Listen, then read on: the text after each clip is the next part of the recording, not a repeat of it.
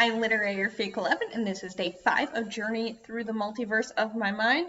So this is today's card, but I think some of the elements are a little hard to see. So I don't know if you could see that kind of bridge in the background there. Then you've got like a shield there. That one looks kind of like an anvil. There's a key in the corner and some like kind of orb and the key. So yeah, I just wanted to draw your attention to those elements because they appear in the story and I don't know if they're visible. Pieces of Walsh's soul littered the banks and shallows of the stream, though his body was no longer there. Persimmon left her hiding spot in the rundown shed with the thatched roof and stared at an anvil with an ornately carved hilt and golden shaft. Its handle sat up in the stream, water rushing over it. She carefully crept forward and picked it up easily, for of course it wasn't real gold, merely symbolic of his purity of heart. It made her happy that she had picked a partner with such positive traits, but all that gold wasn't surprising. Walsh had sacrificed the dismemberment of his soul for her.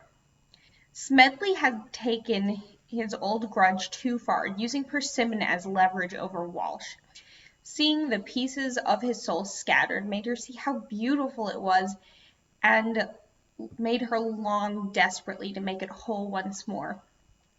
Of course, Smedley would have left Walsh with only the dark pieces of his soul, the mistakes, the brooding resentments.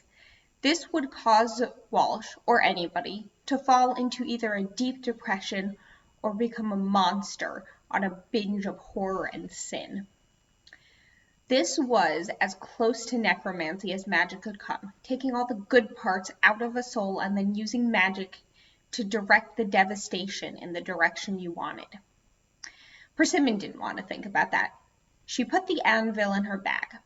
Although she had no magic of her own, she had given up 2 childhood memories and a shade of blue from her eyes to have the bag magically bonded to her so that only she could open it.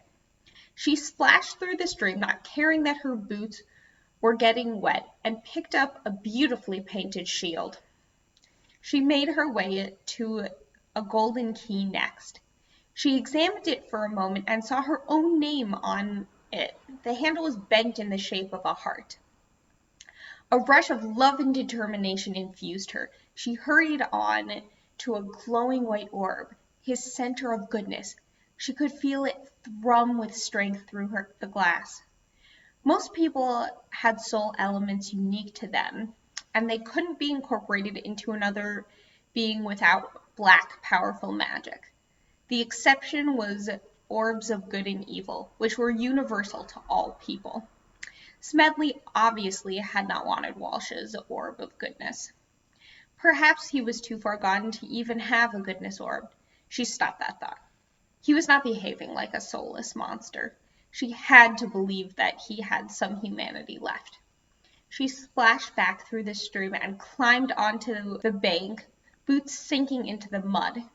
Then Persimmon took the worn bridge, slipping on the mossy wooden planks, trying not to fall to her death as she ascended.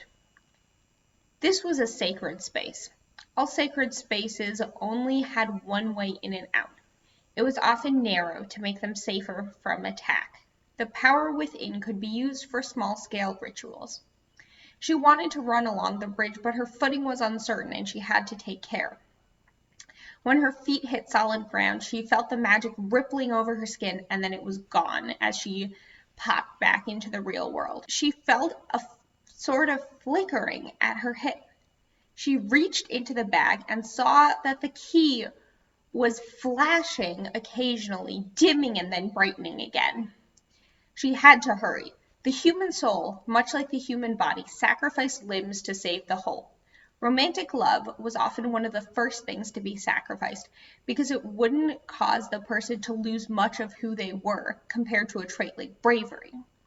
She scanned the packed street looking for Walsh. There, she thought as she saw the heel of his shoe and pant leg disappearing around a corner, putting up armor around the hope in her heart, she followed. That's all for now. Thanks so much for listening, and I'll have another video for you tomorrow. If you want to follow me on social media or to get my book, links are in the description below.